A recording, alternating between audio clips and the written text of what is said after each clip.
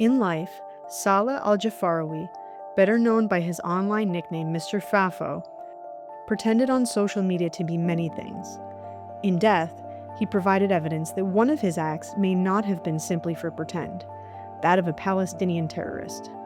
His nickname, an acronym for F around, find out, reflected his progression from celebrating Hamas's October 7th massacre to portraying himself suffering once Israel began responding to the Hamas attack. Al-Jafarawi's lack of credibility was immediately obvious. His over-the-top acting, his miraculous recoveries, his play acting as a medical professional. But it went beyond propaganda. Using his online fame, by June 2024, Al-Jafarawi had swindled $10 million from gullible viewers, ostensibly to rebuild a children's hospital. Only, according to Palestinian sources, those funds never went to a hospital. Al-Jafarawi was also openly pro-Hamas. But perhaps most damning was how he died. In October 2025, Al-Jafarawi was killed in Gaza City while accompanying Hamas's infamous SAM unit, notorious for its recent massacres of Gazans opposed to Hamas. It's long been obvious that Al-Jafarawi was a pro-Hamas propagandist and liar. So why were supposedly credible news organizations citing him as a journalist? Here's CNN. I'll be honest with you. Their smear campaigns against us does frighten us. We fear for our lives, our families, our loved ones, and our friends. In the end, what comforts us is that this is our job, and we are doing it right. That was one of many Palestinian journalists in Gaza talking about the risks of covering the Israel-Hamas war from inside the enclave.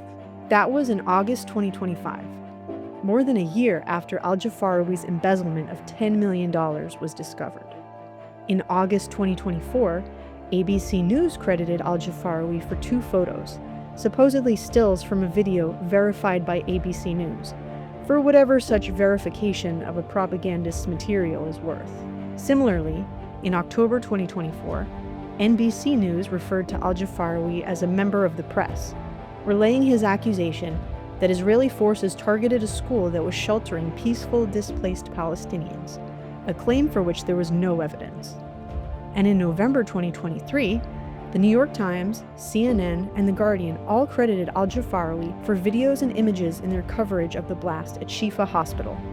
Consider the most egregious example: CNN's Christina McFarland referring to Al-Jafarawi as a journalist in covering the killing of 6 supposed journalists, one of whom was Anas al-Sharif, a known Hamas terrorist. If Al-Jafarawi and al-Sharif are journalists in the same way that CNN's reporters are, then why should the public trust CNN? While CNN is unequivocal that Mr. FAFO was indeed a journalist, it can't seem to decide whether there's enough evidence to acknowledge Hamas's use of hospitals for human shielding, despite countless videos, images, testimonials, and intelligence agency confirmations showing just that. If this is a journalist, as CNN claims, then it's no wonder that public trust in the media is at historic lows.